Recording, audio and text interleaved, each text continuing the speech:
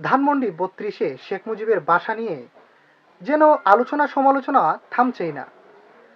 হঠাৎ করেই আবার এই ধানমন্ডি ৩২-এর বাসায় গোপন আয়নাঘর নিয়ে ব্যাপক আলোচনা হচ্ছে। বাংলাদেশে বর্তমানে আলোচনা সমালোচনায় থাকা ট্রেন্ডিং একটা বিষয় হচ্ছে ধানমন্ডি ৩২-এর আয়নাঘরের সন্ধান। কিন্তু বিষয় হচ্ছে ধানমন্ডি ৩২-এ আয়নাঘর রয়েছে এই কথাটা এই পাবলিক প্লেসে বা পাবলিক মার্কেটে কারা খাওয়ালো, কারা প্রথমে এই শুরুটা তৈরি করলো যে ধানমন্ডি ৩২-এর বাসায় আয়নাঘর রয়েছে।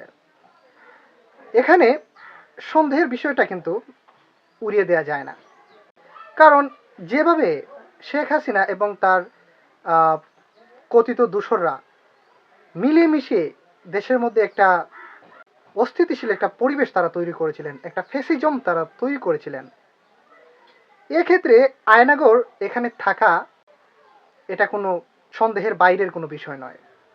এখানে গ্রাউন্ড ফ্লোরে অনেক পানি পাওয়া গেছে, পানিতে একেবারে পরিপূর্ণ, কোথাও হাঁটু পানি, কোথাও বা কোমর পানি। এই যে একটা এরকম পানিতে তৈ তৈ তৈ তৈ করছে। বিষয় হচ্ছে এখানে কি শেখ হাসিনা বা আরো যে এমপি মন্ত্রীরা রয়েছেন আওয়ামী লীগের, তারা কি এখানে সাঁতার কাটতেন? তারা কি এখানে গোসল করতেন? এরকম ধানমন্ডি ৩২-এর মতো শেখ মুজিবের একটা ভিআইপি বাসা, এখানে গ্রাউন্ড ফ্লোরে এভাবে পানি থাকবে কেন? কি এমন প্রয়োজনীয়তা রয়েছে যে এখানে পানিতে টইটুম্পুর থাকার কি এমন রহস্য এখানে রয়েছে? এরকম একটা ভিআইপি বাসা, এটা তো পরিষ্কার পরিচ্ছন্ন থাকবে, এখানে কোনো গোপন কক্ষ থাকার তো কোনো প্রশ্নই আসে না।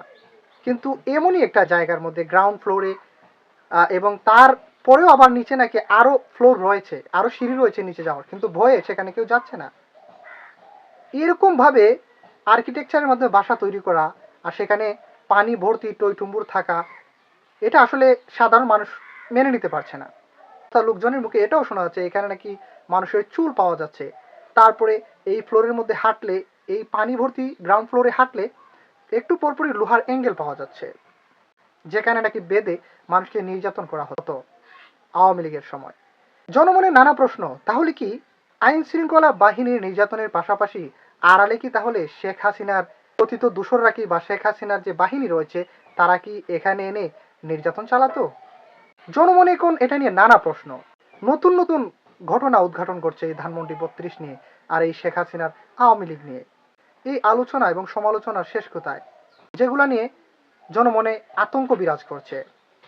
এখন এখানে ফায়ার সার্ভিস এসেছে, তারা তদন্ত করছে যে আসলে এখানে কি আয়নাঘর থাকার আদৌ সম্ভাবনা আছে কিনা, বর্তমানে যে অবস্থায় সেই জায়গাটা রয়েছে সেটা কি আদৌ আয়নাঘর আগে ছিল কিনা, বা এখানে পানি ভর্তি কেন, একটু পরপরই কেন লোহার অ্যাঙ্গেল বাঁধা, আর মানুষের চুল পাওয়া যাচ্ছে কেন।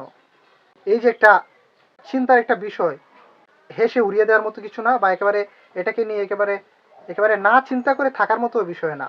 ফায়ার সার্ভিস তারা আনুষ্ঠানিকভাবে তারা কখনো এখন পর্যন্ত কোনো বিবৃতি দেয়নি। এখন ফায়ার সার্ভিস সেটা তদন্ত করবে, করার পরে দেখা যাবে যে এই ধানমন্ডি ৩২-এর বাসায় যে আয়নাগরের একটা আওয়াজ উঠেছে সেটা কতটুকু সত্য বা কতটুকু মিথ্যা। দর্শক, এটা নিয়ে আতঙ্কিত হওয়ার কিছু নেই, বা এটা নিয়ে তো আলোচনা সমালোচনা করার কিছু নেই। সবাই ধৈর্য ধরুন, সব কিছু আস্তে আস্তে জনসম্মুখে প্রকাশ পাবে।